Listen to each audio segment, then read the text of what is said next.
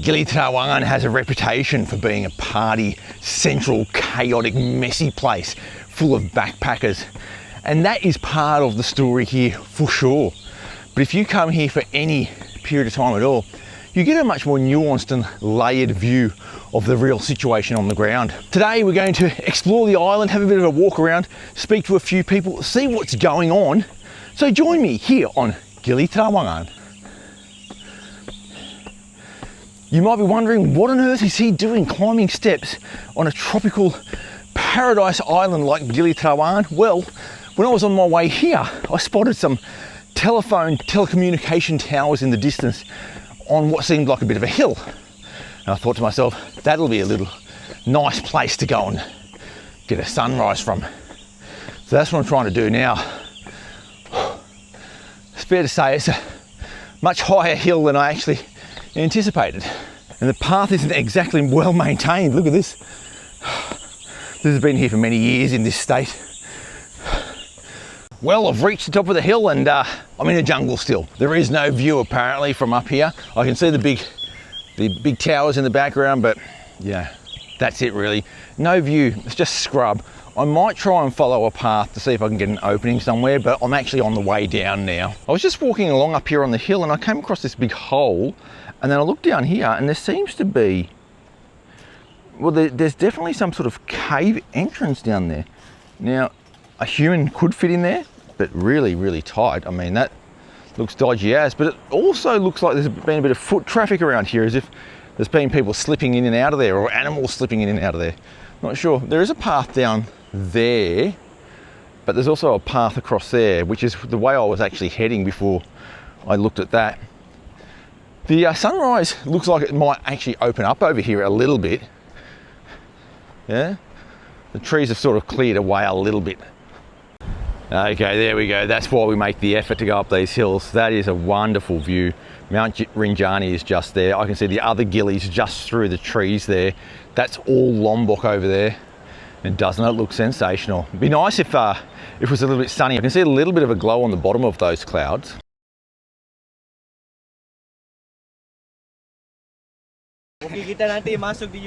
Yeah.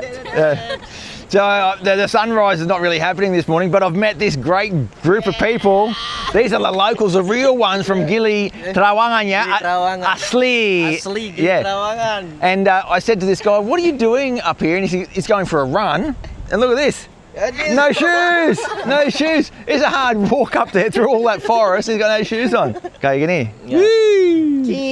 Yeah. The guy was just telling me that when I looked at that cave earlier, that cave is not actually a cave. It's actually the remnants of an old Japanese fort that used to be there. That's what he said. I mean, there's obviously been something here. You can see the land has sort of been dug away at some point. Like in there, that's definitely like just not a natural feature. So there must have been some fortifications here during Japanese times, I guess. That's what he said. Well, I'd never heard of that before. I never knew there was any Japanese sort of occupation of this land, but the Japanese were everywhere. This is interesting. I've stumbled upon these artifacts here. It almost looks like a grave of some sort. And those artifacts, I'm not even sure where they're from. They don't really look typically like a Muslim thing. Like they look like they go back to Hindu times. I don't know though. But down the bottom, suspiciously, I can see something that looks like a Balinese temple. So I might actually skirt down that big hill there and see what that is. Coming down past some abandoned property of some sort. You can see a couple of urinals there, which is a bit weird, isn't it? And then this here is Pura Melanting. I can see a little sign here. That's cool. And Pura Gunung Rinjani as well. Wow. So there seems to be some sort of Hindu temple here. Interestingly, it's not that surprising because West Lombok actually has a lot of Hindu temples as well. A lot of Hindus actually do live in West Lombok. They are Balinese primarily. They're from earlier times when migrations happened across the centuries. The Balinese had large empires that spread east as well towards Lombok. And prior to that, you're going back to the Majapahit Empire when Hinduism was the national religion, so to speak. That Majapahit Empire has a really large history and a huge footprint. That's what the reef looks like at the moment. Low tide, I would imagine. There's a little boardwalk here, which is a bit busted up, which is sad. It's nice, but sad. That, I guess, explains part of it. That particular temple, no idea why that's there or what the history of it is. But you do see Balinese temples, or Hindu temples, pop up all around the place, don't you? I've actually come off the western side of that hill, and this is what the scene is there. That is Gunung Agung right in the distance there, which is just looking absolutely incredible, with Gunung Abang to the left of it. This west side of the island, from what I can see on the map, seems to be less developed. So I wanted to check that out a little bit first and then head back over into the centre of town and show you exactly what it's like in those built up areas. You've probably heard me talk about paddle just a little bit over the past, I don't know, couple of years. I've been playing a bit of it. Sort of a booming sport in Bali in particular. And even here on Gili Trawangan, they've got a couple of paddle courts. Really amazing that they would have the paddle courts here. I just didn't realise that people on holidays were coming to play it so much, but perhaps they are. I haven't seen any other foreigners this morning, surprisingly. I've seen lots of locals across here, locals sort of walking around the island, and there's a nice paved road here as well on this western side of the island, so I'm guessing that's why they're here. But I'm a little bit surprised, maybe because I haven't really got my feel about how this island works. Maybe everyone was out drinking last night and it's too early for people at the moment. It's probably the case, isn't it? Like, that's what it feels like. It feels like people are still in bed, except for the locals who are out doing a bit of exercise. Gili Trawangan is one of those places that I actually never thought I'd come to. A bit like Kuta in the early days. I really thought I would never go to Kuta, mainly because of the reputation that precedes it. And that is sort of similar here with Gili Trawangan. It has a very, very, for me, quite a negative reputation. And I sort of wanted to explore it a little bit, because I know that when I first sort of visited Kuta, some of the reputation was justified when I first went there, over 20 years ago, but there was something about it which is quite alluring as well. And I think Gili Trawangan might have some similar allure. I know there are some viewers of the channel who absolutely love Gili Trawangan. They don't go there for long periods of time, but they just love to dip their toes in there every now and then. And I've got a funny feeling that there might be something that might grab onto people as well. So I'll explore it a little bit and sort of give my honest opinions on what I feel about it. At the moment, it feels very nice. Like, it feels like paradise, honestly, especially on this quiet side. But the real action is in those built up areas. And I did spend the night there last night, so I'll have an idea in my mind what it's like, but let's explore it together. Interestingly, that has a very similar vibe, that western side of Gili Trawangan, to Gili Air. Like, it wouldn't be out of place on Gili Air at all. I'm trying to shortcut through the island now back into the main busy area to show you what that one's like, that part of the island's like, the place where most people tend to stay, and the reason that most people come to Gili Trawangan. It's a real eye-opener. Pagi, Pak. Ini bisa dijual lagi yang ini? Ya, dijual lagi. Yang ini juga yang Ya, semuanya. ke Lombok? Harus jual ke Lombok? Tidak, di sini. Oh, dan mereka kirim ke Lombok? Oh, menarik juga. Oh, program recycling ya? Ya. Kasih, Pak. Oh, that's interesting. Got a little recycling program going on here. It's interesting. I know that in other parts of Indonesia, recycling stuff is really big because you can earn a bit of money from it. I've noticed that in Bali it's not as big as other places. Like, it's not, honestly, it's just not as big. But I know there is a bit of it. But I know that, for example, when I was living in Java, there was a guy that would come past every couple of days looking for stuff to recycle. Not just your cans and boxes and that sort of stuff, but also old electronics and things. And what he would do is actually disassemble them and get all the important parts out of them, and the stuff that's resellable, and maybe bits of gold in there and that sort of stuff. Yeah, that was really a massive thing. I haven't really seen so much of it in Bali. There is a bit. I mean, occasionally I get a guy coming around wanting old secondhand stuff, or someone rummaging through the rubbish, and I do separate all my my aluminium cans out. And I know the rubbish guys do go through those, and I'm assuming they sell them somehow. Actually quite rural here, isn't it? This land over here is really odd. It's not really being used for anything. There's hardly any trees on it, and it's a little bit wet. It's not a swamp because it's not like if I could walk across that, for example, but it just looks, almost like the ocean could sometimes come into there. I don't know. That's what it feels like, because otherwise you'd have trees there for sure, wouldn't you? Unless it was like a grazing land at some point, and now it's not. But it doesn't feel like that. It just feels so wet in there. I can see that some people have been trying to plant trees in there, but like those little ones, there's a couple of ones there that they've tried to plant, and they've sort of not really succeeded. There must be some salty soil or something like that. Interestingly, just over in that direction, I can see a big pile of rubbish, like a mountain of rubbish. So that's interesting. We're gonna have to check that out. That looks like a rubbish dump. So we know that on Gili Menor and Gili Air, all the rubbish from those islands actually gets shipped to Lombok. They don't handle it on the island themselves. They have the local pickup. Guys go around with little pickup trucks and pick up the rubbish, take them to the dock every day and get the rubbish over to Lombok. Here, it looks like it might be a different story. Well, it's definitely a different story, because that rubbish tip over there looks enormous. The cows are going through, picking through all the rubbish, eating the plastic and so forth. And then this area here is just part of the swampland. I guess they're using this area because this is quite swampy here. I've just come through, and the ground looks dry or not so wet, but when you touch it, you sink through the top layer there, and it's no good.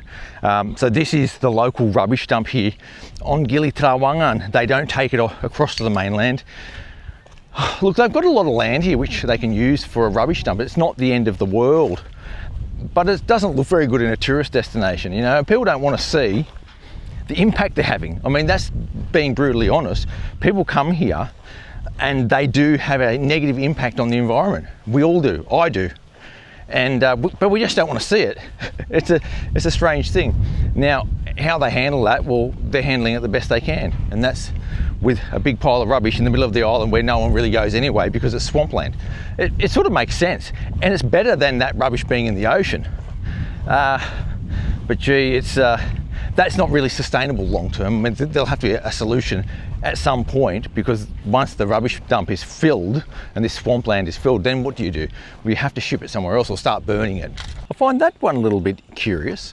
That is an English language sign telling people not to dump rubbish there, but I can't imagine anyone who speaks English coming around here and dumping rubbish randomly. That's odd, isn't it? Or was it a foreigner who made the sign and decided that that's the way you do it? I don't know. It's a bit strange though. I'm now on the outskirts of civilization, and it says Kami ingin sertifikat hak milik. And certificate hak milik is basically a land title, ownership title to property or a building. And kami ingin is we want or desire that.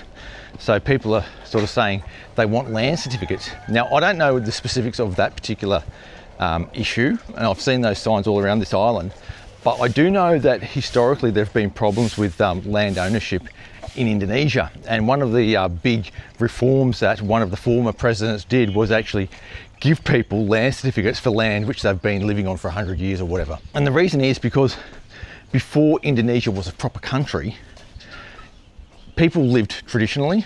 They settled land that was vacant, and that was it. And they took possession of it, and they used it, and they farmed it, and it might have been in the family for generations, not on a real ownership basis. But the problem is Indonesian law requires you to own the property. You know, if you want to dispose of it and sell it to someone else, you need that land title. And if you have been there 100 years and you want to sell that land or whatever, you need that land title. And if you don't have it, you're in a bit of a tough spot. Kami ingin sertifikat hak milik. Itu kenapa? Ada sesuatu di sini? Oh, ada orang mau demo.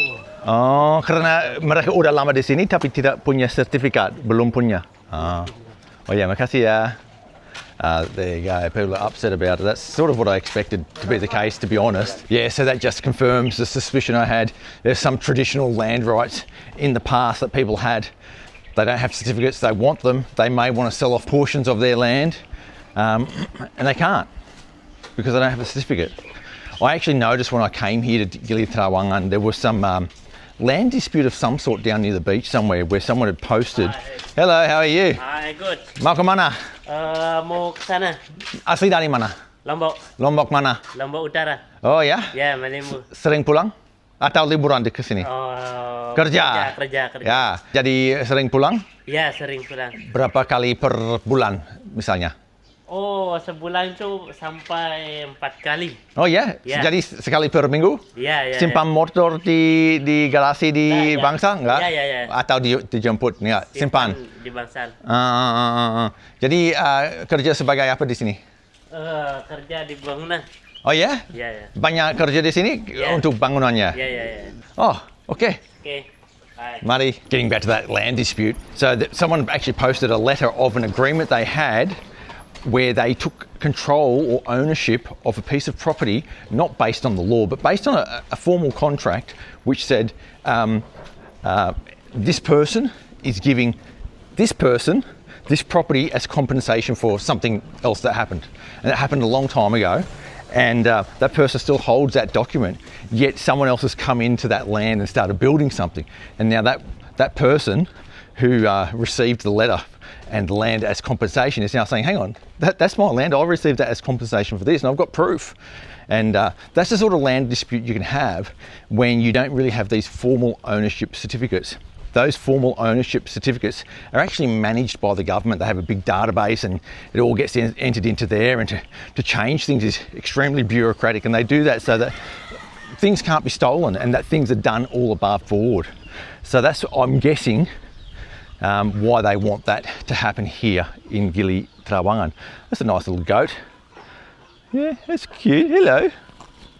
Hello. A cute little goat. This is one of the many alleyways that lead down to the harbour and the main beach area on the island.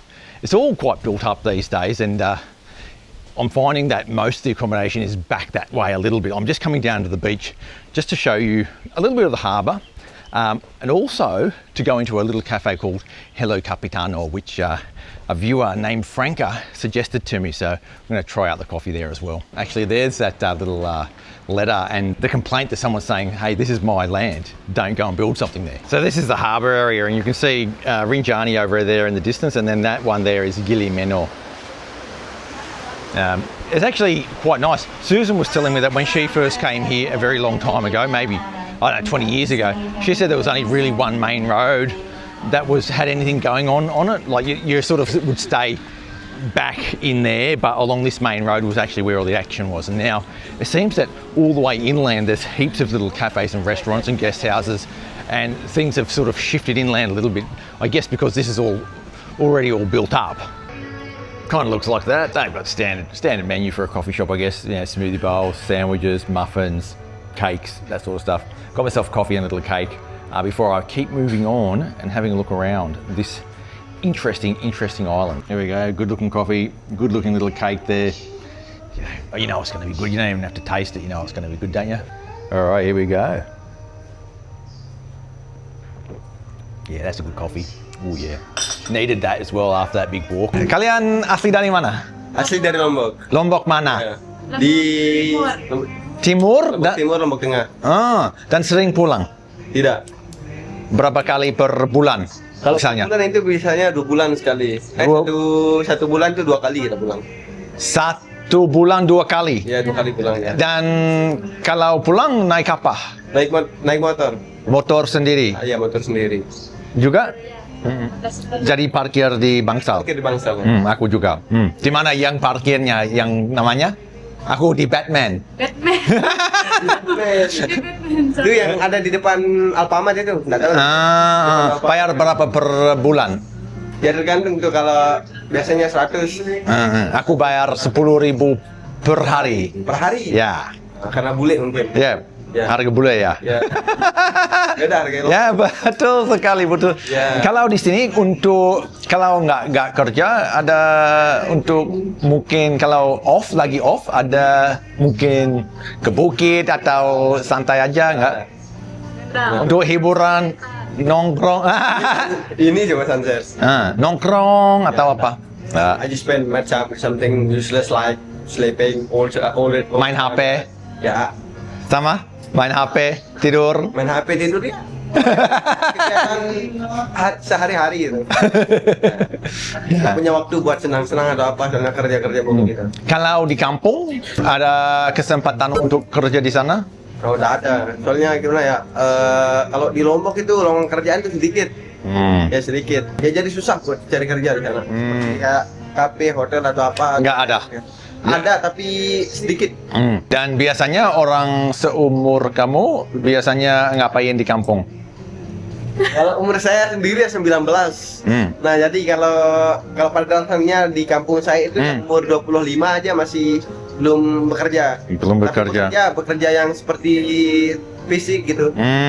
Mungkin di sawah atau bangun petani. Kerja harian. Ya, harian. Dan biasanya untuk kerja harian gajinya sekitar per hari berapa? Sekitar Sawah biasanya per hari itu biasanya 35. 35. Ya sedikit. 5.000. Wow, Nah. sedikit banget. Kalau biasa Dan susah dan panas juga. ya itu susah. Oh, jadi harus ke sini ya. Kalau mau maju harus ke sini. Ya. Ya. Ya. Oke. Terima kasih ya untuk Siapa masuk ke. nama? Aku Adam. Adam. Ya. Sarif. Ya. Dari mana? Aku dari Australia. Oh. Namanya kan. Namanya. No worries, mate. Ya. Silver, mate. All right, that's really nice of these guys to be on the channel. Thank you, yeah. Yeah. This is more or less the scene on the main street, which sort of borders the ocean on the right there. It seems as though there's been a cargo boat recently arrived, and all the Chidomo are lined up to get their share of the cargo they've got to take for construction purposes.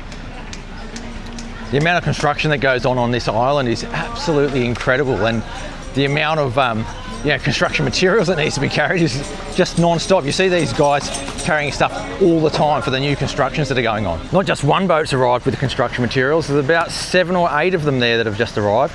I can see a boat there that's got a lot of horse feed in it, so they're obviously having to get their horse feed in from Lombok as well. There's all those what we call melons. They're the little green gas bottles, which are subsidised by the government. There's heaps of those coming in as well. Then you've got these big gas tanks, which are going to get refilled back on the mainland somewhere. They're the real big ones. I mean, I don't even think I've seen one of those for domestic use. But in your house, most people will have a 15 kilo gas tank LPG, which aren't subsidised. I think they cost about 150 or 200,000 for one of those, and they last quite a long time. Those small ones, you burn through those real quick, and you're not really supposed to use them unless you're a poor person anyway, but that doesn't stop businesses using them when they really shouldn't do. Compared to those other gillies, obviously this is much more touristed, but what's also interesting is the nationality of the people that are here. I'm seeing a lot of other Asian nationalities here that I didn't see in the other gillies at all. Hello, no thank you. So the Asian nationalities, I mean Koreans, Japanese, Chinese, and I'm seeing some Indians as well here, which I didn't really see on those other islands at all. I guess that just sort of goes to show how widely popular Gili Trawangan has become over the past 20 or so years. In some ways, I think it has a real Kuta vibe to it, really. I mean, for me, the vibe actually reminds me of the energy that you used to have in Kuta maybe 20 years ago. That you remember when Kuta used to be really busy?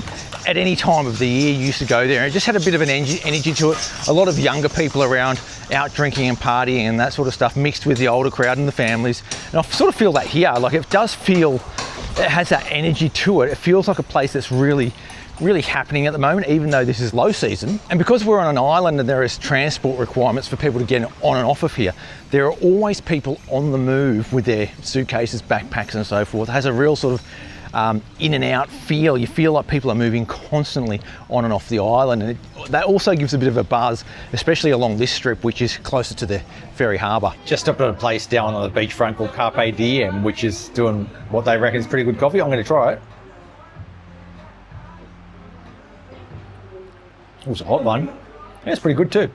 Really good coffee. The place looks like this. This is the sort of modernity we have these days in a place like Gili Trawangan. Some of you might know that I've got a bit of a soft spot for cats. I mean, I love all animals, I love dogs too, but with cats in particular, because they're always around my house, and me and Susan like to give them little bits of food, and we like to keep them desexed and keep the population under control and just make sure they're looked after a little bit. You develop a bit of a soft spot for these animals, and on this island there are cats everywhere, and they all seem so friendly. So on all the other islands there's lots of cats as well, and they seem to have some sort of program to desex them. And I was speaking to the hotel guy where I'm staying last night, and he said that there is a program run by some foreign lady where she goes around and she pays people like a bounty. If they find a cat that hasn't been desexed yet and they bring it to her, she'll give them 35,000. And I thought that was a pretty cool idea to try and keep that cat population under control. And it's one of the best ways, if you are into looking after animals, is to actually have them desexed in a place like this, so that they so they don't have so many babies. That the mother cats really do suffer when they're having so many babies. They're always scrawny and skinny. They can never get enough sustenance, and the kittens die a lot. The sort of death rate of kittens, so I'd have to estimate of some of these cats would have to be like 80%. Like most of them die. Like the vast majority die. They die in people's roofs. They die in the gutter. It just happens all the time, and there's nothing you can do about it. Even if you love cats, you can't save them all. So the best solution, always to desex them. Now, I've been put onto this little cat cafe, cat rescue place up here. I'm gonna see what it is.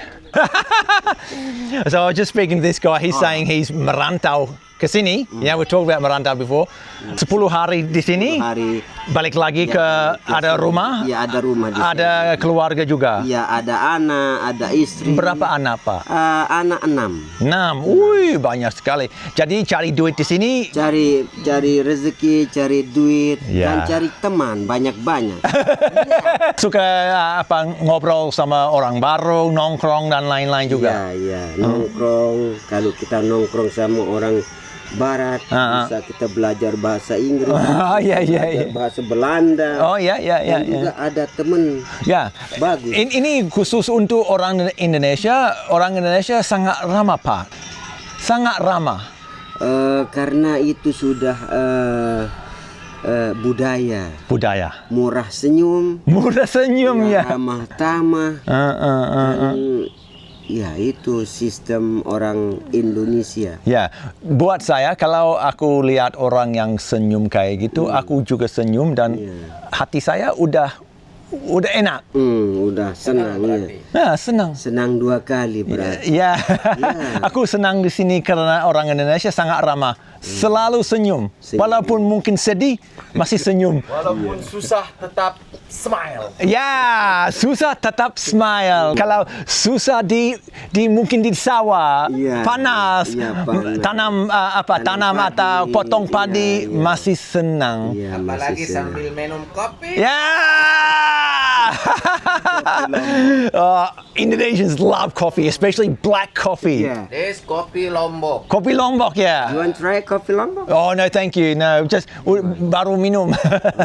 Yeah. You just take it coffee. Yeah. Yeah, just take a coffee. Yeah.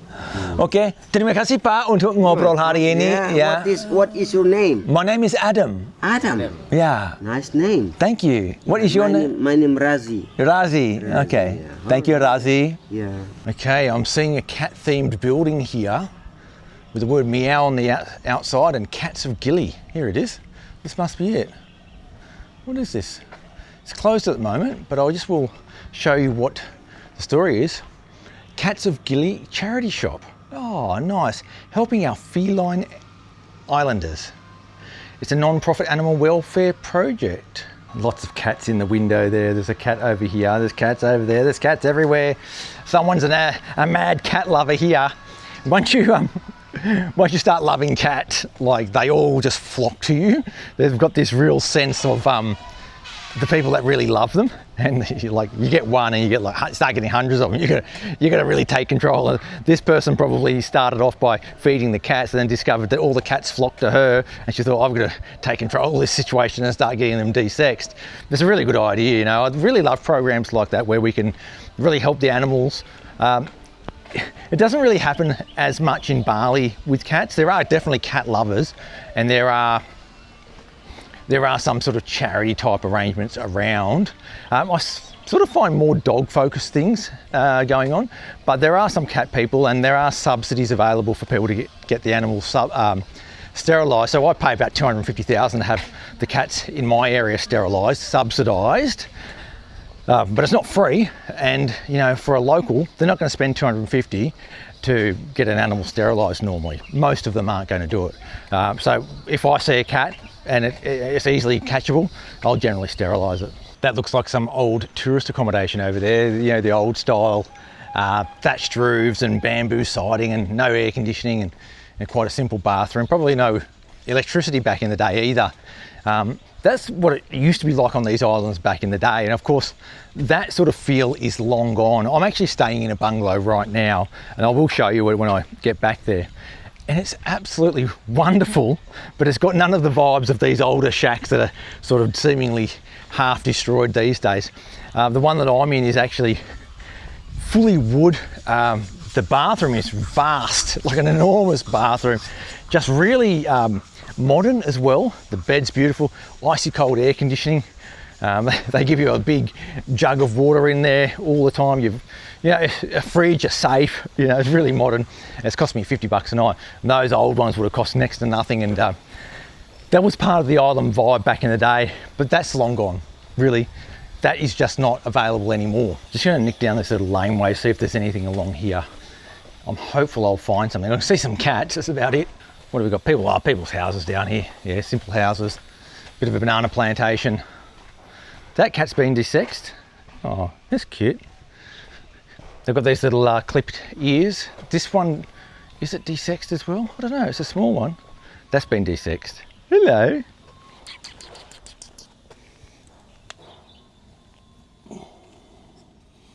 Oh, hello, you've been desexed as well, but you're sick. You've got like a cold or flu. Oh, I hope you are well. All these kittens, some of those has been desexed. I don't know if all of them have been. Have you been desexed? You haven't been desexed. Hello. Maybe I should take it into the cat cafe or whatever it's called and get my 35,000. In days gone by, in a lot of these more remote areas, especially when I first started traveling, I didn't come here, but I went to other places like in Laos and so forth, and a lot of the time you would have a generator that would come on when the lights needed to come on. So like 6 o'clock at night, a generator in the village would fire up, and then you'd have a little bit of electricity for about 3 or 4 hours, and then the lights would go off, and then the next morning there's nothing. And I'm assuming that would have been the same here in Gili Trawangan in days gone by as well. And that's why those huts would have been so appealing, is that, you would have probably had some airflow, a mosquito net, and maybe a bit of a fan that would come on at night. And that's about it, really. I met this guy, he's doing recycling. Pak, ambil PET dan kaleng, botol bir, dan biasanya jual ke siapa? Ada pengepul. Ada pengepul, dan dapat, kalau dalam satu hari bisa dapat berapa banyak duitnya? Belum tentu. Tidak tentu. 50.000 sampai? Belum sampai. Dan harganya beda dengan PET dan kaleng dan botol juga. Botol mungkin lebih mahal karena ada deposit ya. Kalau yang kecil 250. Kalau kaleng kecil seperti Coca-Cola, sekitar 1 kilonya. Oh, per kilo. Botol PET juga per kilo. Ya. Okay, makasih Pak. Okay. This is kind of the atmosphere, sort of back from the beach, but not too far towards the rural areas. And this is where you start getting a lot more of these guest houses and hotels, and that's where my place is located. My place is called Guava Garden, and I think I've stumbled upon a really, really good place. I actually love it. So let's check this out. Halo Pak. Pagi Pak. Baik. Okay, nice pool area. Look at that pool. Really beautiful looking pool. I haven't really tried it out. I've got this little hut here, like the hut all to myself. I think it's costing 500,000 a night, or a bit less than that. I'll show you inside. You will have to excuse my messiness a little bit. We have a cat down here next to my pile of clothes over there. Obligatory cat. And then the room looks like this. It has a real smell to it because of that alang-alang roof. You know that smell you get from alang-alang? It's beautiful. Quite bright. You get a nice bottle of water as well, as much as you want. And then you have a nice shower and toilet area out there. I really love it here, love it. After spending the entire morning here on Gili Trawangan, I've really enjoyed getting a feel of the place. And it really reminds me of my first time in Kuta. In many ways, there's a lot I really love about this place. Of course, for me, it's not a natural attraction to it. I think I'm more drawn to a place like Gili Meno than Gili Trawangan, but there's certainly something here that I think a lot of people are going to love, and certainly something here that I think a lot of people who think they may not like it actually will like it. It's kind of like I used to always say, I don't really like Kuta, but I always used to end up there anyway because there's always something a bit interesting about the place. I'd always spend 3 or 4 nights there before I went to other places in Bali. And I think Gili Trawangan is a little bit like that. I could see myself coming here for a few days before going off to somewhere like Gili or going off to Lombok. I think it's got that sort of appeal to it. I've really enjoyed taking you along for the ride today, and thanks for watching. Make sure you hit that subscribe button to keep up to date with all things Sanur, the rest of Indonesia. I'll catch you next time, and sampai jumpa.